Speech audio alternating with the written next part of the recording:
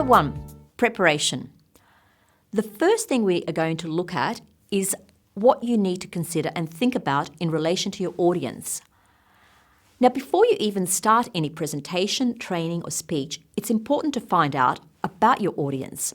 It's also important to realise that no two groups are ever going to be the same, even if you are presenting the same content. As every group will be different, you will have to vary your approach to accommodate each group. The first thing to find out is how big the group will be, as you will need to cater differently for a large group and differently for a small one. What is their profile regarding age, gender, status and interests? This is important as you might relate differently to a group that is in their 20s and 30s than you would to a group that is in their 50s or 60s, or to a group of white-collar workers and a group of blue-collar workers, or a group that is predominantly male to a group that is predominantly female. The other important thing to find out is what background knowledge do they have about your topic. This will determine which approach you take. Now, if they have very little or no knowledge, you will have to place a lot more emphasis on the basics and the introduction, rather than getting into the details quickly. Whereas if they're very familiar with it, then you can get straight into it and focus more on the details. Now that you have information about your audience, the next thing to do is to take into consideration why they're there. It's a good idea to find out if your audience were forced to attend or did they come of their own accord.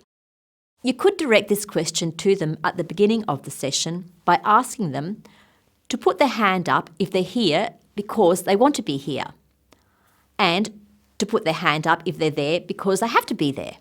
Now, if they were forced to attend, they may be a little bit more resistant to your presentation as they may not want to be there. So by knowing how many members were forced will help you to determine whether this audience is more open and more receptive or more resistant, and what sort of an approach you need to take. Now, what is their interest in your presentation? If they don't have one, then you have to give them one. Tell them what's in it for them, or ask them to think about what they want to get out of this seminar, presentation or training session. Just as I asked you at the beginning of this workshop, what will your audience expect from you? Are they expecting an informal presentation, perhaps around a table, or maybe a classroom style, or a full formal session complete with a PowerPoint where you're standing at the front of the group? Now, how formal or informal will it be? For instance, how are you going to dress? Are you going to be in your full corporate attire or in a more casual mode? Now, if you know that your audience is going to be in corporate attire, then you too should dress the part. If, however, you're presenting to a group of blue-collar workers and you know that they're going to be in their work clothes, then maybe they would feel more comfortable and it would be more appropriate if you too dressed more casually.